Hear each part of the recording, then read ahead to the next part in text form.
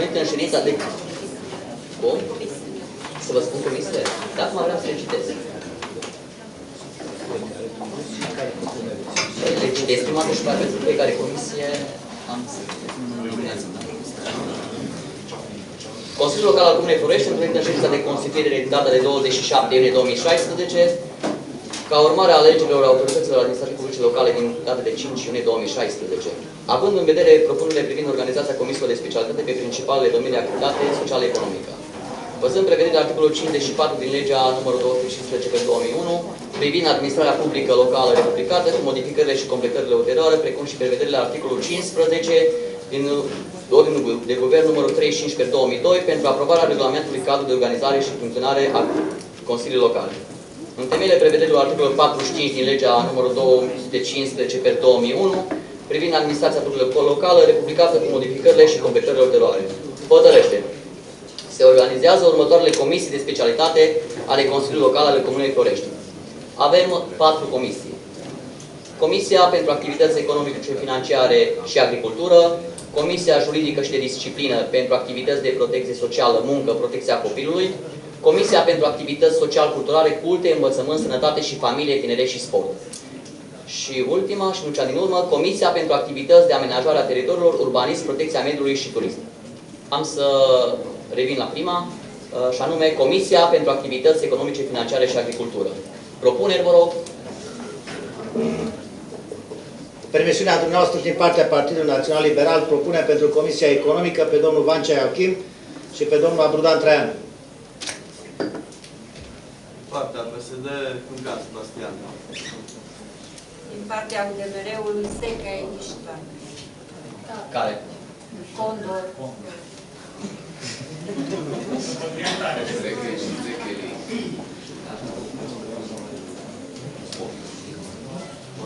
Totodată vă pot aminti că la fiecare comisie ar trebui să facă 5 membri. Fiind 4 comisii, unul dintre colegii noștri va activa și într-o comisie și în alta. Depinde de care. Deci mai avem nevoie de o propunere pentru Comisia Economică, în care până acum s-au înscris domnul Câmpian, domnul Dan Maier. Domnul? Dan Maier, de la Alda.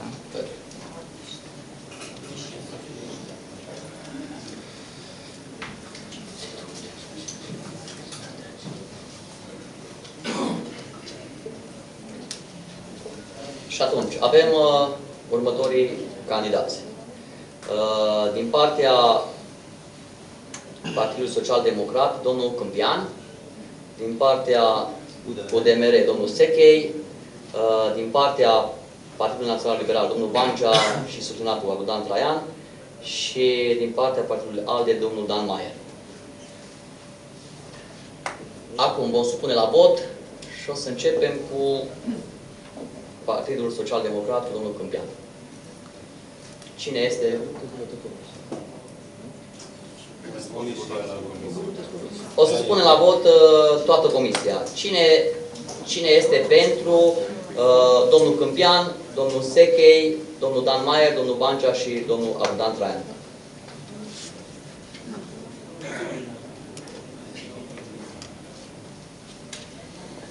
Ați reușit? Cine este împotrivă? Abțineri?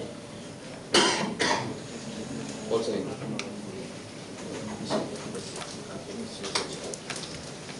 Da. O să trecem la următoarea comisie, și anume Comisia Juridică și de Disciplină pentru activități de protecție socială, muncă, protecția copilului. Așa. Propuneri din partea colegilor? Pentru că stau aproape de microfon, îmi permis să vin din nou cu o propunere din partea Partidului Național Liberal pentru Comisia Juridică, domnul Pivar, Nicolae Bogdan și cu doamna Camelia Cristolțanu. PSD, Oprea Luisa Nicoleta. UDMR, Seca Iștvan, domnul. Numai un pic.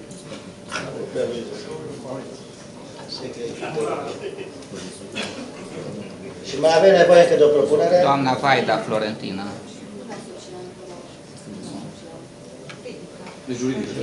Juridică.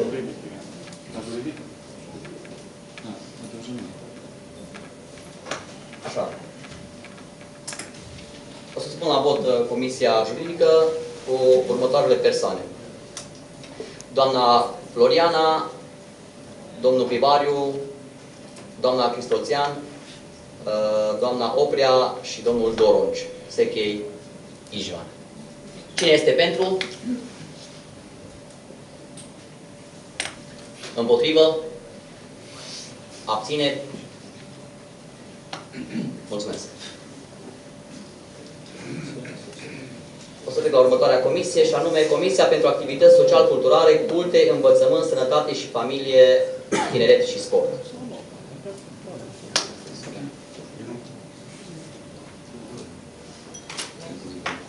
Din partea Partidului Național Liberal propun pe domnul Lar Andraș și pe doamna Brada Adriana. Din partea UDMR-ului pe doamna Albert Ileana. Din partea PSD, Matei Dionisie Doru. Din partea PMP, Coroian Cristian.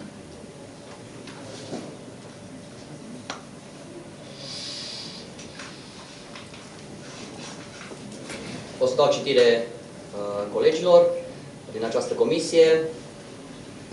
De la Partidul Social Democrat, domnul Matei, de la Partidul Național Liberal, doamna Adriana Brad și domnul Lar Andraș, de la UDMR, domnul Albert, și doamna Albert, îmi cer scuze, și de la PMP, domnul Coroian Cristian. Supun la vot. Cine este pentru?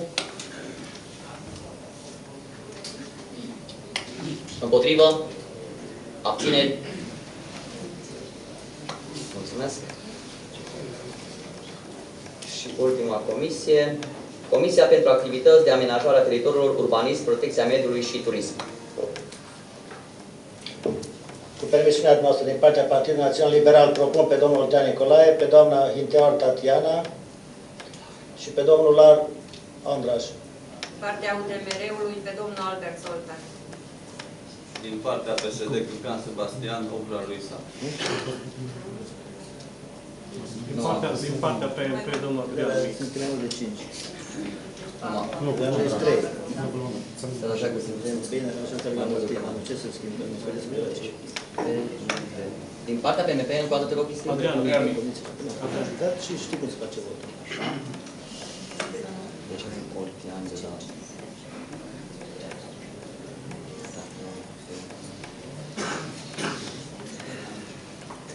Da.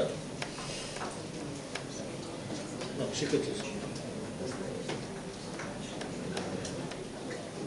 1, 2, 3, 4, 5. Nu, stai așa. Și de la PSD, încă o dată vă rog. Cârcan Sebastian, Oprea Luisa. Da, așa.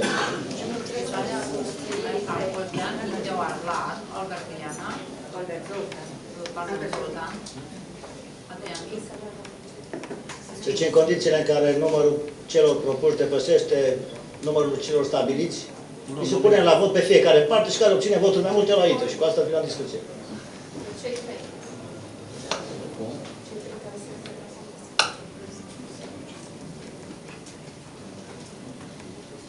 Cine mai face parte dintr-o comisie, Și asta este un criteriu corect. Rămâne unul singur în plus. Și cu care se va face. Păi, Luisa, tu ești și la juridică, da? Da. Poți să te tai? De pe listă. Numai de pe listă. Ok, mulțumesc. De comisie, nu de pe toate listele. După aia, mergem mai departe, să vedem cine se mai repetă. Bondi. Right? Ok, Bondi. Domnule președinte, Suntem 5, erau 6. 5, o retrasă sau 5? poate să fie în 4, corect. Bine, așa. O să supun la vot numele colegilor. Domnul Mic Adrian, domnul Nicolae Oltean, doamna Tatiana Hinteoar, domnul Lar Andraș și domnul Câmpian. Păi vezi că e cum în plus, totuși. Doi erau în plus. Doi erau în plus. Da. Erau doi, era doamna... Și atunci, până la urmă, Între Câmpean și A, și domnul Câmpean mai sunt o comisie, mai? Da. Domnul Mic și... Domnul Nicolae. Domnul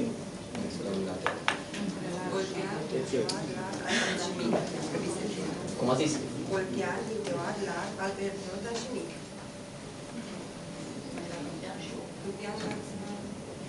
Ai să rezolvat acum problema. Deci pe cine?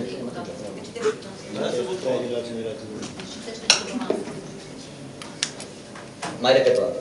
Deci domnul Mic, domnul Oltean, doamna Tatiana, domnul Albert și domnul Lar. Cine este pentru? O secundă, domnilor, nu faceți politică, doamna secretară.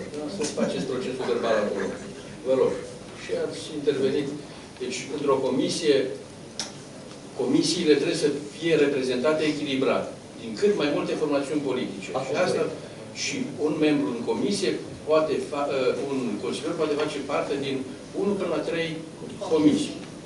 Asta trebuie să țineți cont de asta. Dacă ați respectat asta, cât mai multe forțe politice reprezentate și 1 până la 3 comisii, în regulă. Altfel, o să ajungeți să vă certați, ca să nu folosesc mai mult. Pentru o corectă informare, domnule prefectul, scuzele de rigoare, te-aș ruga să reiei componența fiecărei comisii. Nu nominal, ci pe partid.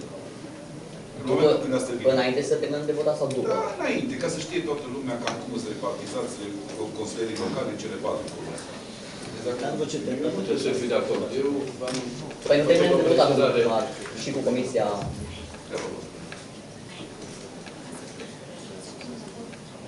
Am înțeles.